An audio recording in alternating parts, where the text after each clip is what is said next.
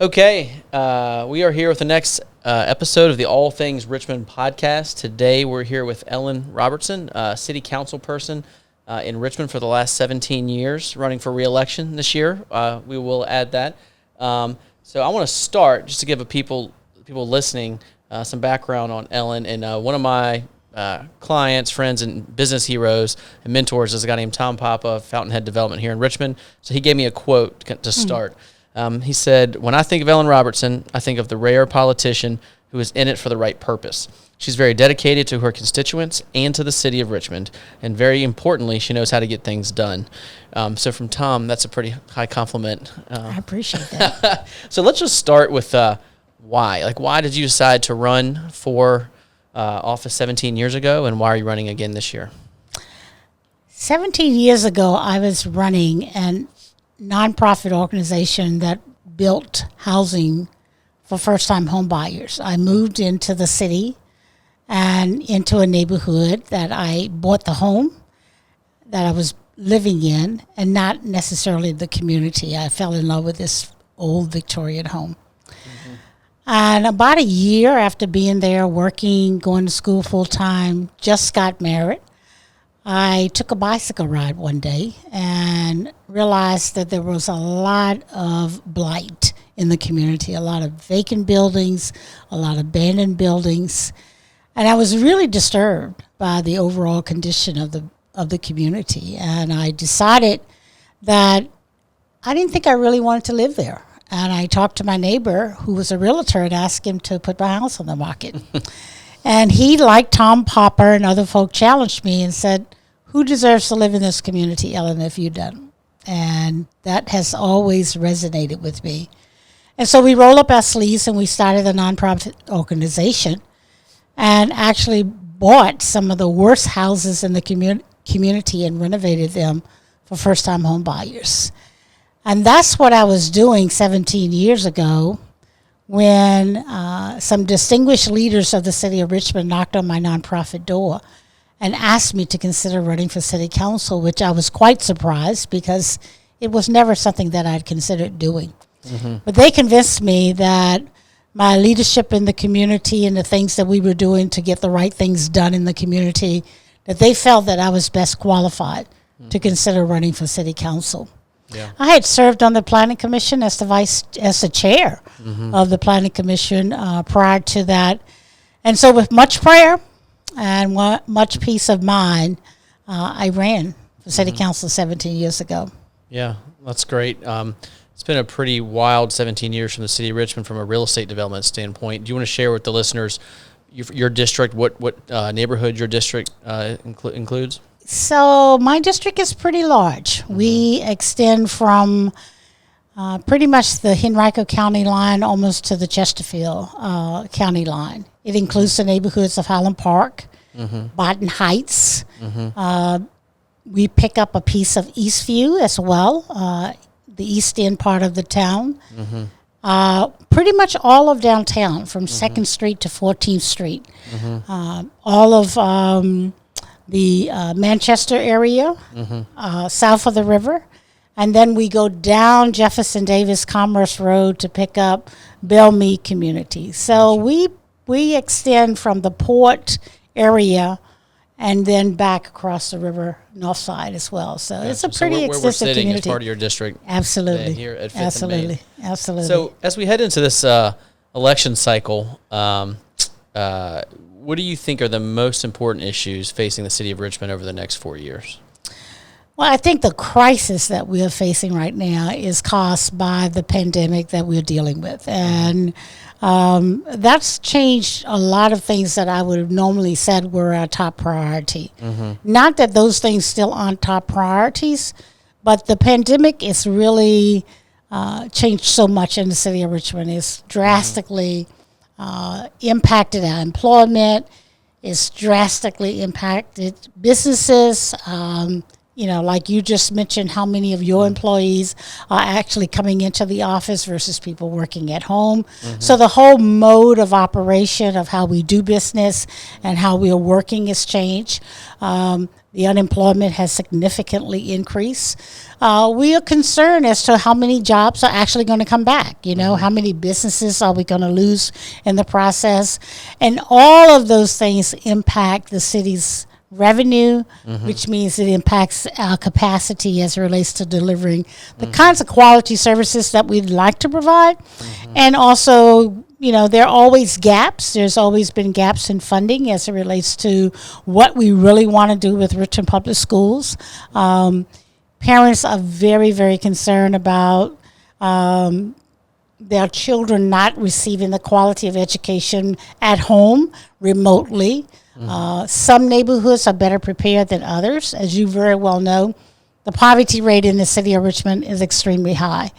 And one of the reasons why our schools that are accredited, a lot of it has to do with the additional resources that is needed because of the high level of poverty that we have in our schools, and children that come to school that just needs more resources. They're still bright kids, and they can still learn, and they can do probably anything that anyone else can do and be just as ambitious and excited. But they have failed to have the experiences and the opportunities just because of their poverty. It doesn't afford them that exposure. So parents are very concerned about their children. And we know in the state of Virginia, one of the indicators that is used to determine a child's success is whether or not they're reading to grade level at third grade. Most kids are, 7, 8 years old at third grade. I've learned the hard way that one of the indicators that we use in the state of Virginia to determine whether or not a child is going to succeed is if they're reading to grade level at the third grade. And when they aren't, those indicators are used to determine how many police officers we need, how many kids are most likely going to end up in the, judicial system. And so we expect that we look at that as a means of measuring the pipeline to prison.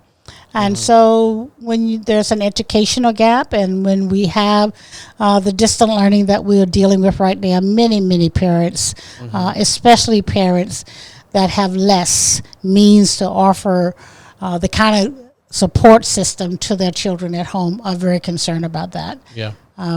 Businesses are concerned about, are we going to open our doors back up to full capacity? We are operating at such a low level of capacity right now. Sure. That the financial impact, the emotional impact, and then the health issue itself. I mean, there are a lot of folk that have this virus, and a lot of families have empty chairs at their table, at their dinner table, because they've lost family members. And so we're dealing with a lot of challenges from that perspective that is going to be quite challenging for us to deal with in all of those ways. And then, the social unrest that we're dealing with,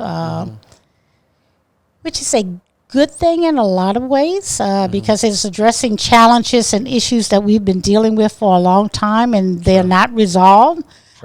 We've made some progress in areas, and we're grateful for that progress that has been made. But there's a lot of work that needs to be done. Sure. Yeah, you touched on a lot there. The downtown area, from a real estate perspective, we've been in this part of the city for 6 years, and you felt all this momentum when it comes to real estate development and energy and activity. And then, momentum builds upon itself, and then the lack of momentum builds upon itself. And, if you watch the presidential debate last night, and you had Trump saying open up now, you had Biden saying we need to wait. And it depends on when you ask me, I would tell you which one I agree with, right? In a way, I feel like we need to open back up. In a way, I feel like we need to be very patient and think about safety first. For these businesses down here, like restaurants, for example, they don't have the business daytime lunch folks. You don't have the hotel travelers at night. And for the first 3 months of the pandemic, landlords and lenders could afford to be patient. Say, sure, wait, don't pay rent this month. Don't pay rent next month. But eventually, banks are going to want their money. Landlords are going to want their money. And then these businesses are stuck in the middle. Well, I can't run at full capacity. Do I open? Do I close? So it's a really tough spot. And I'm not sure I have the answers. But so transitioning, I guess, into a topic that affects Richmond and really all cities is affordable housing. I know this is something that you've been dealing with for 17 years, right? Yes. As you've been on the council, and you've probably seen the need for affordable housing accelerate in the last few years. And it's a tough nut to crack, right? There's no just one size fits all answer. So from the city's perspective, what can and should the city do to ensure that we have enough adequate, quality, safe, affordable housing for the residents that need it? Yeah, I think fundamental to all of our success is having permanency in housing and housing that we can afford to live in. And that is good, safe, sound housing, that the electricity works, the roof doesn't leak. Sure. The porch is stable. And, many of our families have housing, but they're living in housing that is not up to code. Many families that are living in housing that they can't afford. Seniors have housing that they can't afford to keep the lights on. But then there are so many other folk that have no housing at all, or they're moving from place to place, sometimes in their cars, sometime with a neighbor or a friend. The cost of housing in the city of Richmond is continuing to increase, as we have seen with our recent assessment in property values. They have increased. In some cases, double digits, 38, 40% increase in property values in some sectors of our communities. And what happens is that is usually driven by house sales. That causes a lot of the value to go up. But when sale prices go up, so does rents. And so what happens is that the inventory of houses begin to increase. When you see houses in a neighborhood going from, $150,000, $200,000 home to $300,000 to $400,000, that's a huge jump in a very short period of time. And so what happens with the rental housing, the same thing happens. So people that have been living in a 55-year-old female that is still working, it's just her, she's taking care of herself, she's got enough income to be able to live in a quad or a duplex or something of that nature that is more than adequate for her, cannot afford that same housing space anymore. So we are in desperate need. And what's happening also is that we are aggressively losing our middle class population in the city of Richmond. And not only in the city of Richmond, I think we are concerned about losing our middle income population overall. And so the need for affordable housing, I know that lots of folk are pushing us to make sure we build housing for families at 30% of the area median income and less. So 30% of the area median income means that an individual is living off of $16,000 to $18,000 a year. For a family of four, that's about $25,000 a year. So there's a big push to provide housing for that income level. But what robs that population of housing opportunities is when there is no housing available and affordable to what we consider middle income families. And so middle income families become, they have enough money to be able to take up that void in that housing. And so what happens is that lower income family is just absolutely without any housing choices, whatever. And that's a lot of it is because we're not providing the level of housing that we really need to be providing for the families that are 60% and 80%. And, and unless people understand that dynamic of that, they are frequently go to where that bottom line is. But if we don't provide for that 80%, 60% area median income, they will be the consumers of the other lower income market of houses. And that's what's happening to a great extent in the city of Richmond. I'm grateful. Like you said, I was doing affordable house. I started this career, like I said, in my neighborhood, doing affordable housing for first-time home buyers to become homeowners. And when I look at all of my colleagues on city council, everyone is talking about affordable housing in the last year or two, which is very encouraging. About time, right? Yeah.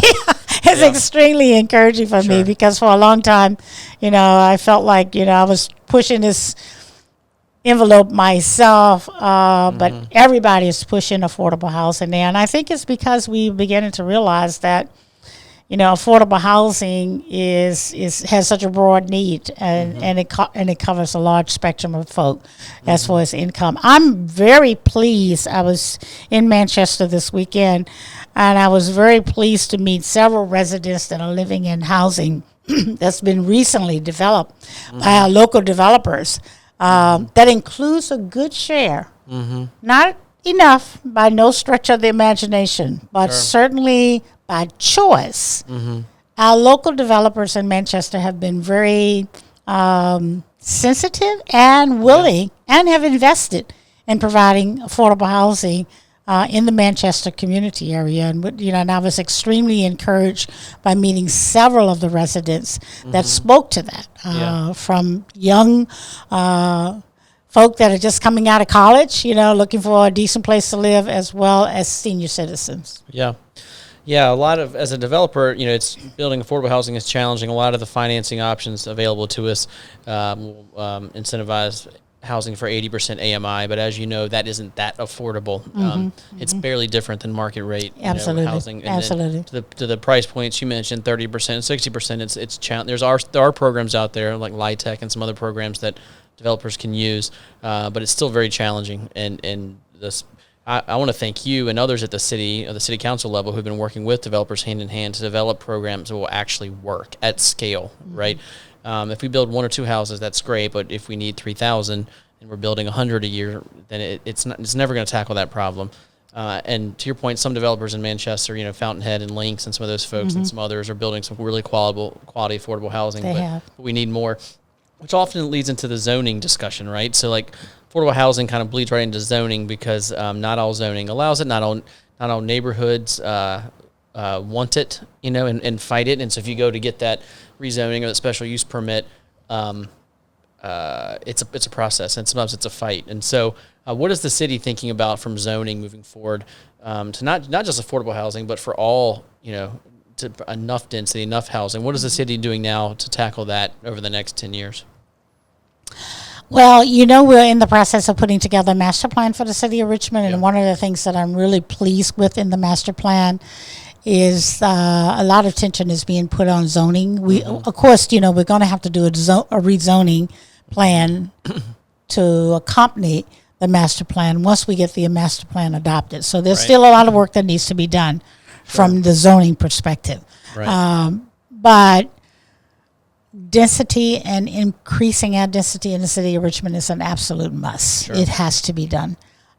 We are a landlocked city. We do not have a lot of extra land for large-scale development. So density and going high, going high is going to be one of those challenges that we have to do. Excuse me. Yeah, sure. The for years, we talked about this last week. For those folks listening, we interviewed all the city council candidates and mayoral candidates last week, and it was refreshing to hear how many city council candidates and mayoral candidates discussed density along transit, which it's amazing how far in 4 years we've come as a city as far as just awareness of that, right? For years, a developer would have to find a parcel, go get it entitled, spend a year or two doing that, and then build, something more than 3 stories.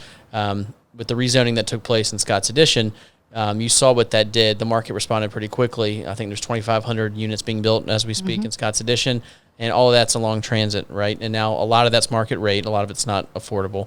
But it seems like we're all kind of in agreement that we need to, with the Richmond 300 plan, increase density from a zoning standpoint along these transit nodes so that we can develop faster. And the more housing begets more affordable housing, right?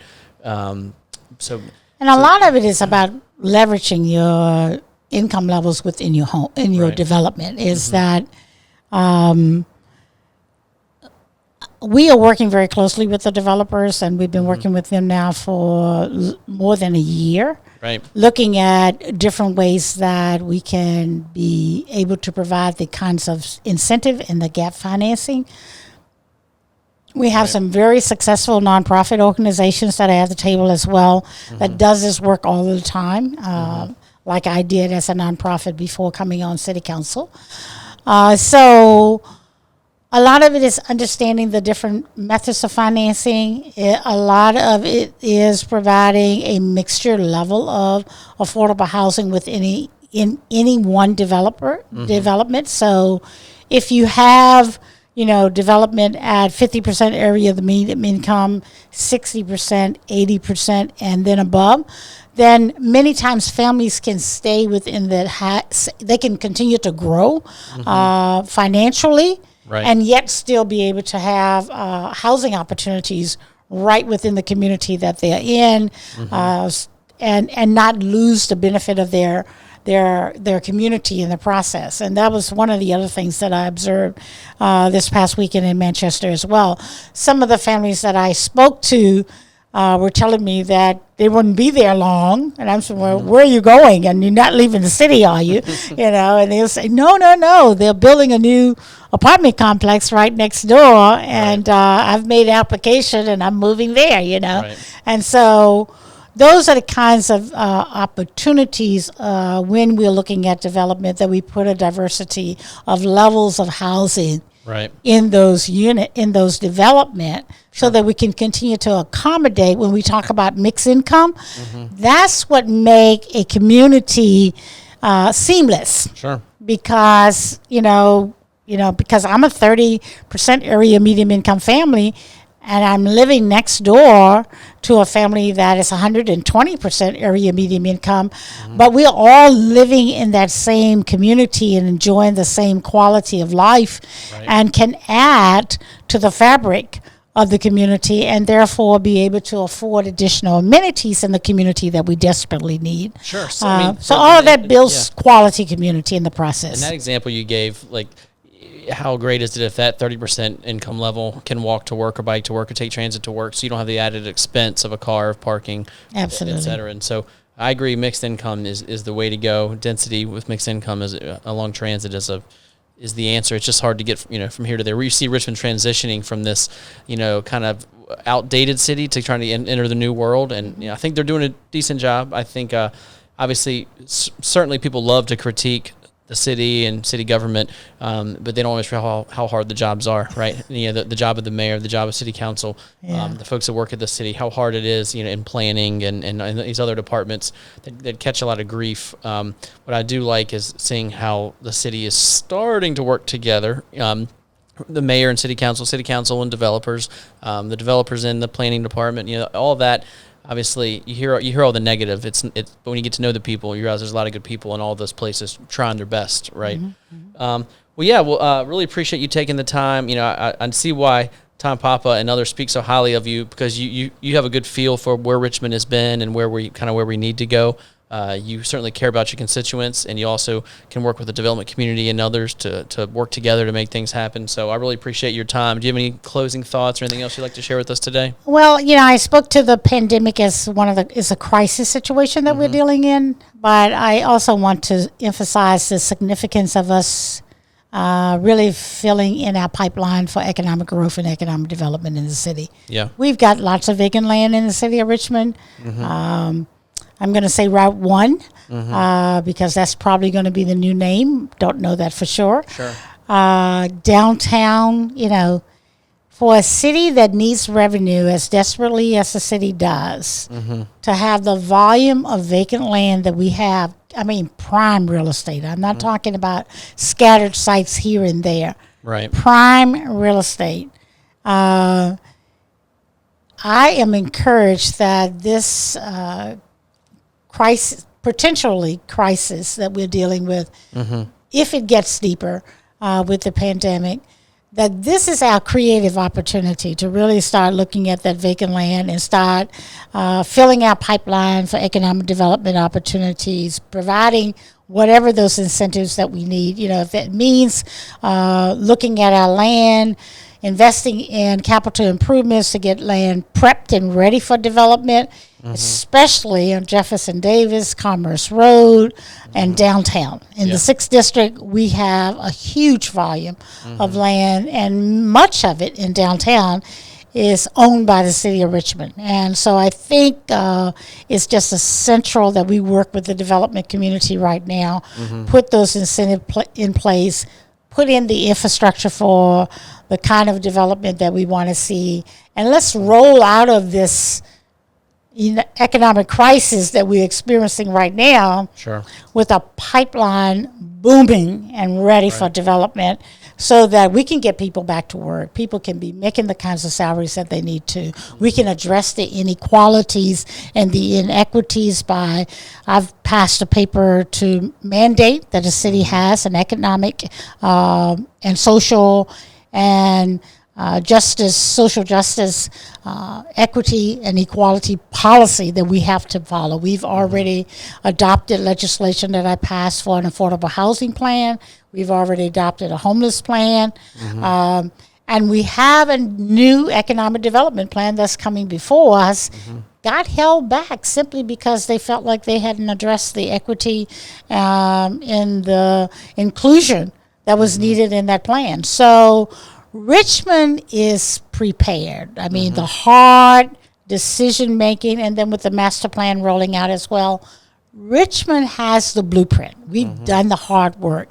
And now all we have to do is overlay that with that economic equity and inclusion plan to accompany the master planning that has already been done for the city of Richmond. And I think we can be ahead of the curve and rebounding tremendously from the slump that we're in at the present time. Sure. I agree with all of that, and I think the Richmond development community would agree with that as well. And so I think we're all on the same page here. Well, thank you again for your time. Best of luck in the upcoming election, and thanks for all that you do for the city of Richmond. Thank you. Appreciate the work that you're doing as well. Cool. Doing a great job. Thank you.